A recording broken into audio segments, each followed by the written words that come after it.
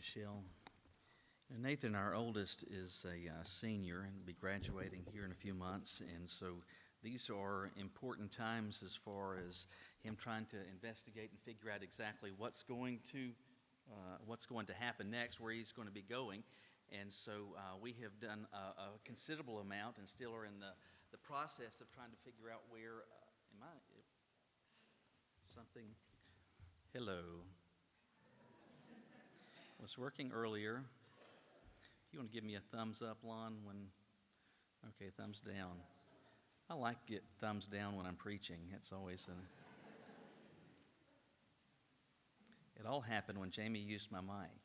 So I'm not saying anything, but anyway, Nathan has been trying to figure out where exactly it is he's going to go to school. So we've been checking out a number of places, and a few weeks ago we had gone down to Anderson University in Anderson, South Carolina. And if you're not familiar with them, it's one of the Baptist schools in the state in South Carolina. And sincerely, if you're not familiar with them, in terms of their commitment to Christ and to the authority of Scripture, I am so wonderfully thrilled that there are schools like this that do still exist and are thriving. Anyway, we had gone down there, and this is a preview day, and there were probably, 100 or more students and their families, prospective students, and the students are going to be spending the night as well, and so it's a 2-day affair of helping people understand exactly what is going on here at this school. Anyway, we get there. The first order of business is to have a tour, and so we've had this tour, and then everybody goes back into the auditorium, and at this point, they have this professor who is the head of the honors program come and describe the prospect of the honors program. And how it works is that if you have certain test scores or grades, you're invited to participate in the honors program. And it is more rigorous. So the academic strain is going to be more intensive, and there's going to be some specific courses that you're going to have to take, some additional work that has to be done. And as that goes on, you successfully complete the honors program, and then you get a red strap around your neck at graduation and a star beside your name in the program. Yay. Anyway. So we've been listening to this professor describe the honors program. He has just finished this presentation about the honors program, opens the floor up for questions. Does anybody now have any questions? And there's this young lady down near the front row. She raises her hand, and here's her question. She says, I know this may be a little off topic, but can you ride scooters on campus?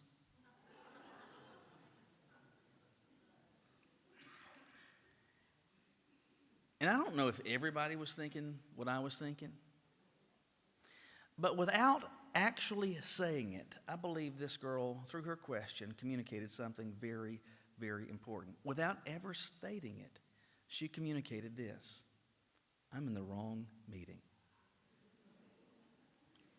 I should not be in this honors program presentation if I'm sitting here wondering about the scooters. Without saying it, she was communicating a message. You know, it's interesting. There are things that we can say that are overt and direct, and then there are plenty of times that we can communicate thoughts that are more indirect. And oftentimes, those indirect statements, those things that we don't say overtly, oftentimes have greater weight, oftentimes are communicating in even stronger terms the thought that we are seeking to convey. There are plenty of times where God in His Word says some very overt, very clear things, some very direct statements. But I believe there are plenty of other instances also where God uses a number of different ways to really drive home a thought, something that He really wants us to get. And as God the Father sends God the Son into the world, as Jesus comes into the world, the simple truth is there was some stuff that the Father wanted me, He wants you, and He wanted everybody to get concerning Jesus. But what is it? That's what we're going to be thinking about today as we start a new series that will lead us through the end of the month. But specifically, what did God want to be sure that I knew, that you knew about Jesus? We see the answer in Matthew chapter 2, if you would look with me there to what is likely a very familiar passage to you. Matthew 2, starting with verse 1, we're told, after Jesus was born in Bethlehem of Judea in the days of King Herod, wise men from the east arrived in Jerusalem, saying, where is he who has been born King of the Jews? For we saw his star at its rising and have come to worship him. When King Herod heard this, he was deeply disturbed, and all Jerusalem with him. So he assembled all the chief priests and scribes of the people and asked them where the Christ would be born. In Bethlehem of Judea, they told him, because this is what was written by the prophet. And you, Bethlehem, in the land of Judah, by no means the least among the rulers of Judah, because out of you will come a ruler who will shepherd my people Israel. Then Herod secretly summoned the wise men and asked them the exact time the star appeared. He sent them to Bethlehem and said, "Go and search carefully for the child. When you find him, report back to me so that I too can go and worship him." After hearing the king, they went on their way, and there it was, the star they had seen at its rising. It led them until it came and stopped above the place where the child was. When they saw the star, they were overwhelmed with joy. Entering the house, they saw the child with his mother, and falling to their knees, they worshipped him. Then they opened their treasures and presented him with gifts, gold, frankincense, and myrrh. And being warned in a dream not to go back to Herod, they returned to their own country by a different route. Likely, in fact, almost certainly, if you're here today, you are familiar with the story that we have just read. And some of these facts I'm getting ready to describe, likely it is the case that you're familiar with as well. One of them is that what we have just read, though many times in manger displays or in Christmas presentations or dramatic reflections of the Christmas story, the wise men, these magi, will find their way and be present on the night that Jesus came into this world, that he would be there on that they would be there and they were present on the day that Jesus was born. I believe with certainty we can say that did not happen. The wise men, these magi, they show up later, perhaps as much as a couple of years later. But at the very least, we know it is not on the day that Jesus was actually born. Beyond that, tradition tells us that there were three of them. We sing, for example, "We Three Kings of Orient Are." And so we're accustomed by virtue of tradition, not because of the Scripture, but many times we assume that there are three. The only basis for that is that there were three gifts that were given. But as we unpack this today, I think it's going to make more sense that there were likely with them, however many there were, quite a few more people, not just three. Anyway, so with that in mind, we've got this description where we're told that it was after Jesus was born. And so he's not in the manger. This text tells us that he's in the house at this point. But after Jesus was born in Bethlehem. Well, it is interesting that we are told out of the gate that what they find is to be experienced in Bethlehem. In fact, God uses Matthew to describe that it was Bethlehem in Judea. Why does that even matter? Because Joshua tells us that there was actually another Bethlehem, a Bethlehem of Galilee, but God is speaking through Matthew to communicate precisely it wasn't just any of the Bethlehems, but it was specifically the Bethlehem in Judea. Why is that? Because it wasn't a population center. It wasn't a major economic place. This is not where, it wasn't a big entertainment venue. But ultimately, Bethlehem is significant, and specifically Bethlehem of Judea was significant because this is the place, this is the town where David was from.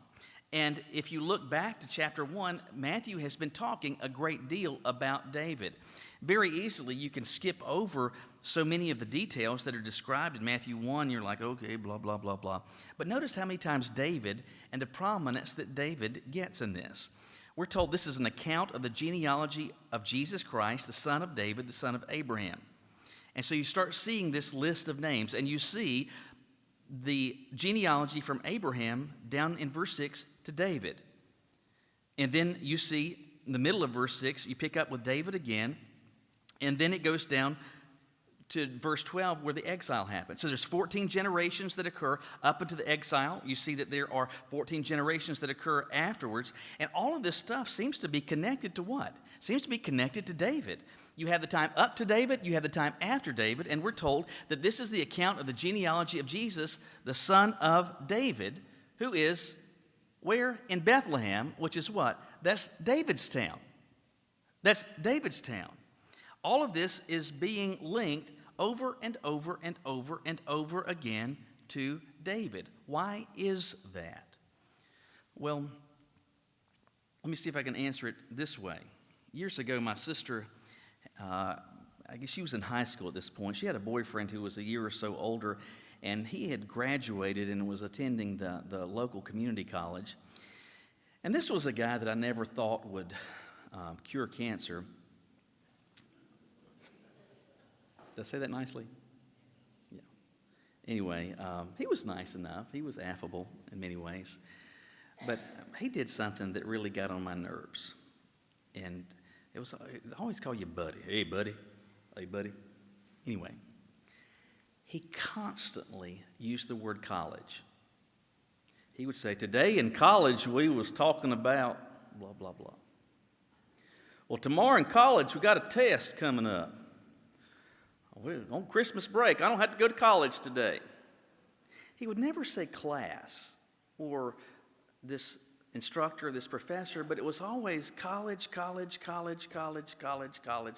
Hey, buddy, college. And so it just college constantly. Why in the world did he do that? Because I believe he wanted to drive home the point, I go to college. If you say something repeatedly, if you communicate a thought over and over and over again, what does that say? It says that you're trying to drive a point home. Even through verse 1 of chapter 2 and beginning through all of chapter 1 in Matthew, God is using Matthew to keep driving home a point, linking Jesus to David. Why is that? It is because what? David was king. He keeps wanting to drive this home, the connection that Jesus had, because God wanted me, He wanted you to know that Jesus had a royal lineage. Jesus had a royal lineage. That's not all that He wanted us to know. The Magi, they get to Herod. They show up, and it says that they are from the east. Now, we don't know exactly where this is from. It is possible from Persia or the area that previously we had known as Babylon. They have arrived in Jerusalem. And they are asking a question, and the question is, where is this one that has been born King of the Jews? And they say, because we have seen his star at its rising and have come to worship him. These were individuals that apparently paid a great deal of attention to what is going on in the celestial structures between the constellations and the stars. They're paying attention. We don't know any more than what we have just read. So it seems to communicate to us that somehow, some way, God has impressed on these guys, hey, there is something here that ought to catch your attention. There is some light in the sky that is not normally present, and it has something to do with a king of the Jews having been born. We could spend far more time about this than we have today, so I'm just going to leave it there. They knew there's something special about this. We need to follow it, and it has something to do with the birth of the king of the Jews. And so, again, they are from the east. They travel to Jerusalem. How long does it take them to get there? Probably more than a day or two. This is not mass transit. There's no airplanes. This would have been difficult travel. As they get to Jerusalem, they are looking for the King of the Jews. If you show up in a foreign place, in a foreign country, and you start asking about the new king that has been born, word starts to spread.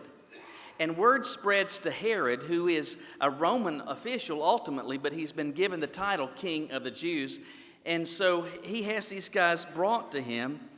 And he's deeply disturbed because they've shown up. They're looking for a king of the Jews, and he's thinking, that's my gig. That's my job, and there's not any vacancies. What's the deal? And so,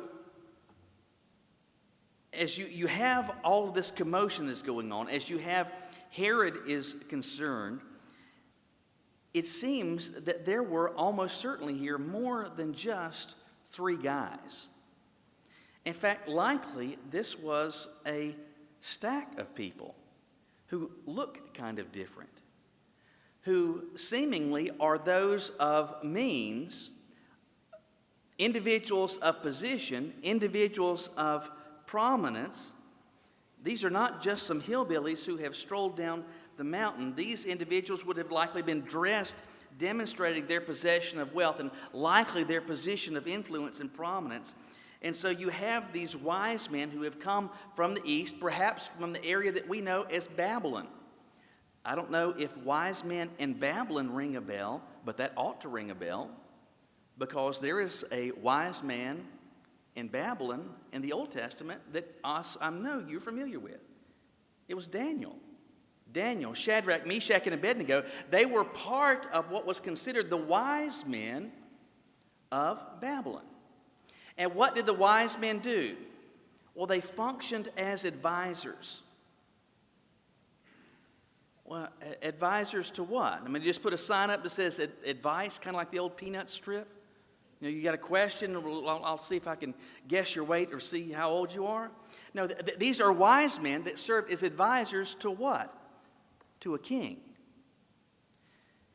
Regular old Joes don't have advisors, but kings do. So these guys who are advisors to a king show up. You think God's trying to tell us something about Jesus? I think so. You know, there have been a number of instances over the years where our church parking lot has been and served as a staging ground for the Greensboro Police Department.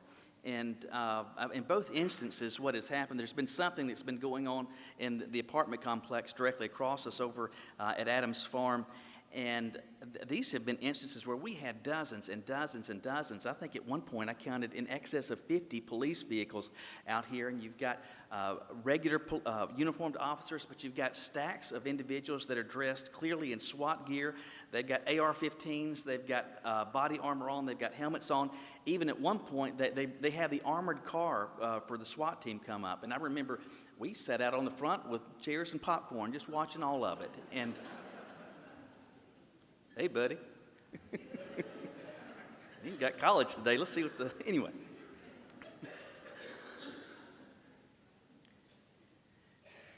But the fact that you had all of these police here, and you had guys just armed to the teeth, we didn't know exactly what was going on, but their presence told us this: there's a bad guy around here. They have shown up, and they are here in force because there is someone who presents a real threat that needs to be dealt with. The fact that all of these people are here supposes and demonstrates that this is here. If you have advisors to a king that show up, and they are looking for a king, what does that tell us about Jesus? It tells us not simply that God wanted us to know that he had a royal lineage, but that Jesus also had a royal entourage. Jesus had a royal entourage. Because regular Joes don't have that, but kings do. All right, so the Magi, these wise men have shown up. They are asking where this child has been born. This concerns Herod, and so he gathers the religious leaders together and he says, hey guys, they're talking about some king of the Jews being born.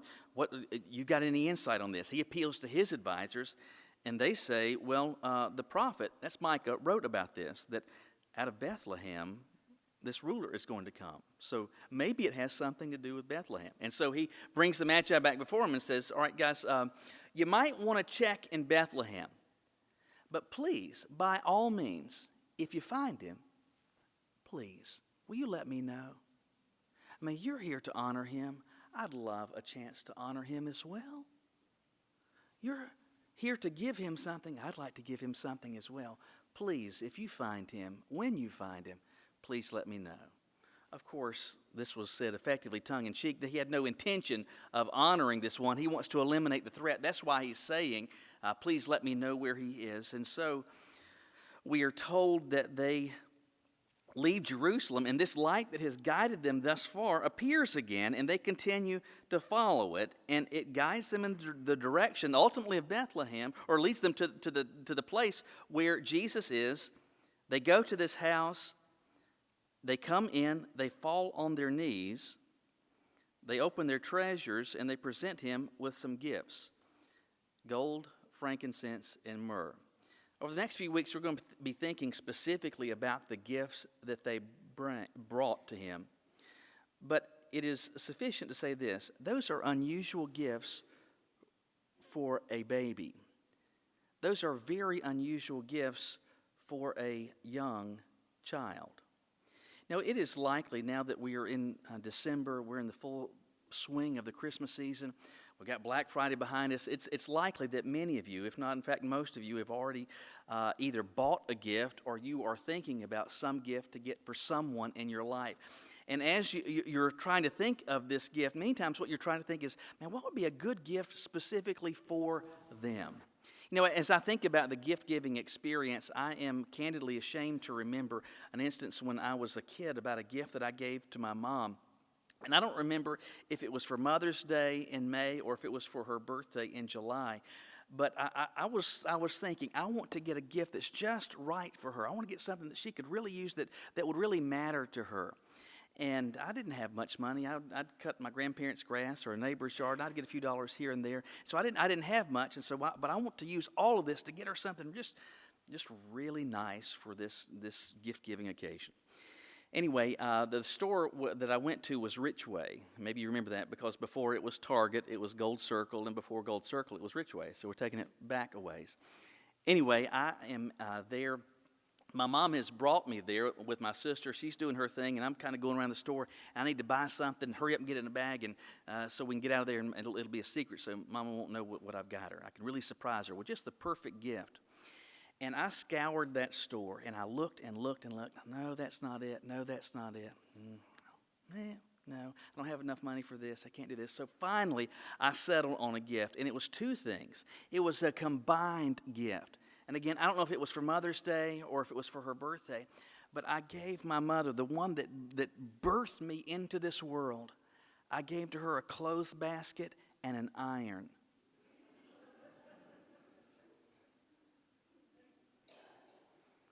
And I'm here today to still tell the story. And I feel bad about that. I feel guilty about that because, man, that's a lousy gift for your mom, isn't it? It really is. And doesn't really say to her, hopefully, what it is that you really feel about her. I feel so guilty in hindsight about doing this, because as you give a gift to someone, you want to make sure that it conveys the right message, that it says something about how you feel about them. In short, giving a child gold, frankincense, and myrrh doesn't make sense. That's an unusual, bizarre gift. Those aren't gifts that are fit for a baby. Those aren't gifts that are fit for a child, but they are gifts fit for a king. As Jesus came into the world, God wanted us to know clearly that Jesus received royal gifts. I want you to package those thoughts together. Without overtly stating it, we have these thoughts. Jesus had a royal lineage. Jesus had a royal entourage. And even from the beginning, Jesus received royal gifts. Why? Because God wanted us to know, the Father wanted us to know, that Jesus came to be king. Is it any surprise that as his public ministry begins, if you look on your Bible, you got chapter 2, the wise men, you have the baptism of Jesus at the end of chapter 3, you have his temptation in chapter 4, he's called his first disciples, and now in verse 23 of chapter 4, Jesus' public ministry has begun in earnest. And we're told that Jesus began to go all over Galilee, teaching in their synagogues, preaching the good news of the what? The kingdom. Do you know who would talk about and proclaim the kingdom? The king would. Kings are leaders. Kings have kingdoms. And kings have followers. God wanted us to know as Jesus came into the world that he came to be king. that he came to be ruler, that he came to have those that would follow him. What's the use in thinking about all of this? Well, I do believe it is important to note, and it's not inconsequential, and it should not be lost on us, the detail that God went to exorbitant lengths to ensure that we would still have today. That Jesus did, in fact, have a royal lineage, that he had a royal entourage, that he received these royal gifts. He wanted us to know that Jesus was king. And he said all of those things without directly, at this point, saying it. So let me ask you this.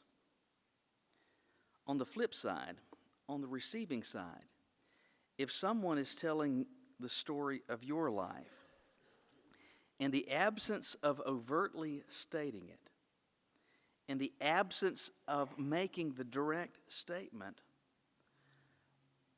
how would they demonstrate that you have made Jesus your king?